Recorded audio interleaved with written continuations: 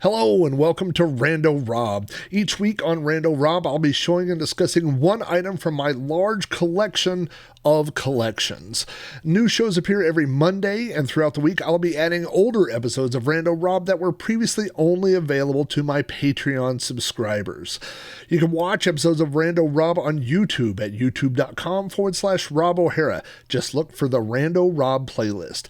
Audio versions of the show are available on my website at podcast.robohara.com or through iTunes. Just search for Rando Rob. Thanks for watching or listening, and I hope you enjoy this vintage episode of Rando Rob. Hello, and welcome to another episode of Rando Rob. This is episode number 5 of Rando Rob. So I've updated the background again. As you can see, I've added some cooler stars than last time. These don't seem to glitch out, so I will stick with this effect for a little bit. Hope everybody is doing well. Hope everybody had a good week. I had a okay week. You know, nothing too exciting. I did get someone asked, I've been uploading these Sprite Castle play videos on YouTube, and I had someone ask me if I am intentionally wearing a different baseball cap in each video. And I suppose the answer to that is kind of yes and kind of no. The reality of the situation is that I desperately need a haircut. I've only had one haircut since the COVID pandemic started back in March, and that was pretty early on, like right when they opened businesses back up, like April or May, and I had to wear a mask and do all those things. But I haven't been back, and so anyway, so I need a haircut. So when I need a haircut, the cheap version or the cheap workaround is to wear baseball hats. So I probably have, I probably own like 40 different baseball hats. Like when we go on vacation, I always get baseball caps like for souvenirs and stuff. I got this baseball hat in Las Vegas at the Stratosphere. There was a kiosk set up that would allow people to put in their name or whatever, and it would stitch the hat automatically. And so I got this hat in Las Vegas a few years ago, but so I have a big rack of hats, and I always I've been wearing a lot of hats lately because I haven't been able to get my hair cut, so I'm not specifically getting a different one. It's just that I wear a lot of different hats, both in life and on video. So anyway, on this week's episode of Rando Rob, I got something that's pretty original. I guess I should tell a little bit of backstory. If you don't know, I don't know, that's debatable. A huge fan of Star Wars. I was born in 1973, so I was 4 years old, just right before I turned 4 when Star Wars came out. And it was the first movie I saw in an actual theater, and it's a movie that changed my life. I mean, I became a Star Wars fan right after seeing the movie. As a lot of people know, if you know Star Wars history, that the Christmas after Star Wars, there weren't any Star Wars toys available, but the following year, in 1978, there were Star Wars toys available, and I actually have this picture pulled up here. Let's see if I can do this properly. This is a picture of me from Christmas 1978, and so you can see there's my TIE fighter I got, there's my land speeder, and then there's my X-Wing fighter. I think there's Darth Vader, for some reason, is in the TIE fighter. I see Princess Leia there in the land speeder, and then over there on the right we've got Luke. It looks like C-3PO behind him, R2-D2, Han Solo, and then Obi-Wan Kenobi. I don't see a stormtrooper for some reason. Maybe the stormtrooper's laying down behind the TIE fighter. No, I just don't see a stormtrooper. I'm sure I had one pretty early on, but anyway, so I still have all those toys. I am, a lot of people, practically everyone who grew up in the late 70s or early 80s had some Star Wars toys. Everybody had Star Wars toys, but A lot of people got rid of them. Either they sold them, they tore them up, they did, whatever kids do to toys. And for some reason, mine survived. When I outgrew them, my mom put them into like a storage thing, and I had them in my closet. When I moved out, I took it with me, and so I've kept that, and I've added significantly. In my garage right now, there are about 30 20-gallon tubs of Star Wars collectibles that I haven't found a place for yet here in the new house. But I got a lot of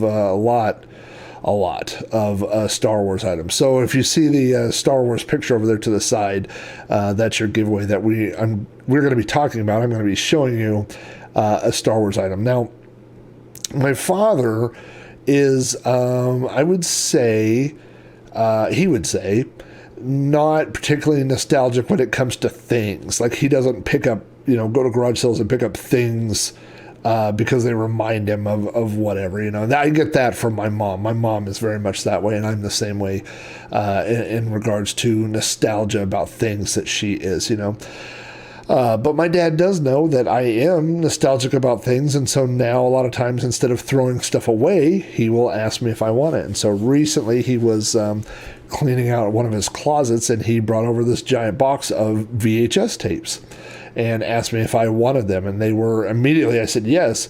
He knows that I have a VCR, and that one of my hobbies is watching and archiving old videotapes.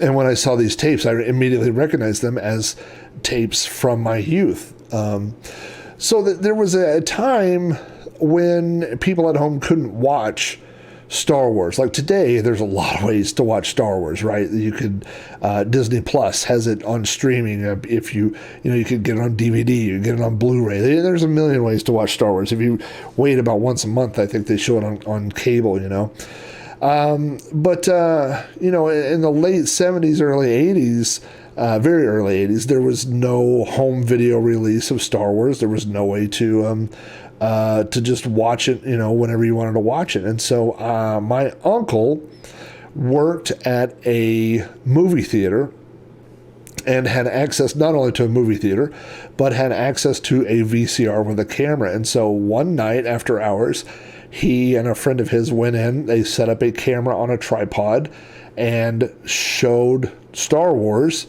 and made a recording of it. And so we got a copy of that. And that was probably 1979. It's definitely before The Empire Strikes Back came out. We had a bootleg copy of Star Wars. And this is that tape. So this is the tape that my dad brought over the other day. I'm going to show you the front of this. This is an old school RCA videotape. I looked for a copyright date on this. I searched the label and everything. I couldn't find one.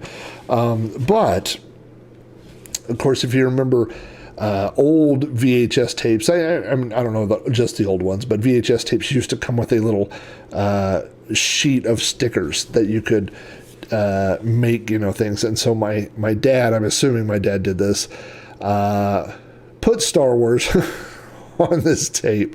And so this is the bootleg copy of Star Wars that I grew up watching as a little kid. Now, of course, the minute he left, I grabbed this tape and threw it in the VCR.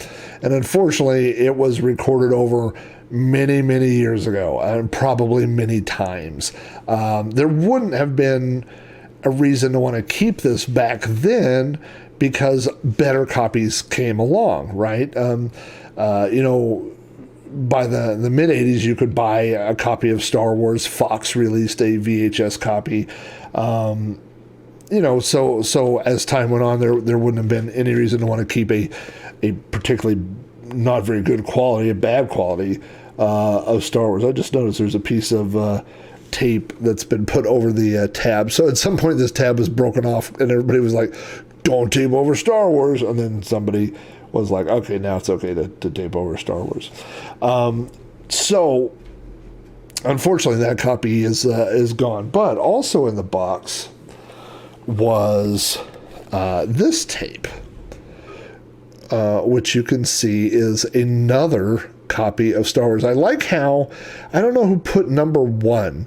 in front of Star Wars, as if to say this is not Star Wars number 2, which some people would call Empire Strikes Back. Or Star Wars number 3. This is number 1 Star Wars. And as you can see right there, someone has written, probably looks like my dad's handwriting, somebody has written Star Wars on this tape. It's possible it's my handwriting, but so this is another really vintage tape. In fact, nope. Again, I don't see a copyright date on the label or anything. That's unfortunate. But yeah, this is definitely, this tape does play. I did throw this tape in, and this is a recording off of HBO. So it's, obviously it predates a special edition. It's the original version of Star Wars, but there's ways to watch that now too, and much better quality than I wanted to throw out a quick reference. I don't know when this aired, but 35-year-old VHS tape. Would that be right? See, let's assume it was 85. So 95, 2005, 2015, 2020. So 35-year-old videotape. Now, I guess the question is, what am I going to do with these tapes? Obviously, one of them doesn't even have a copy of Star Wars on it. The other one does have a copy of Star Wars that's not very good, and there are better copies of it out there. So, will I watch that version? No.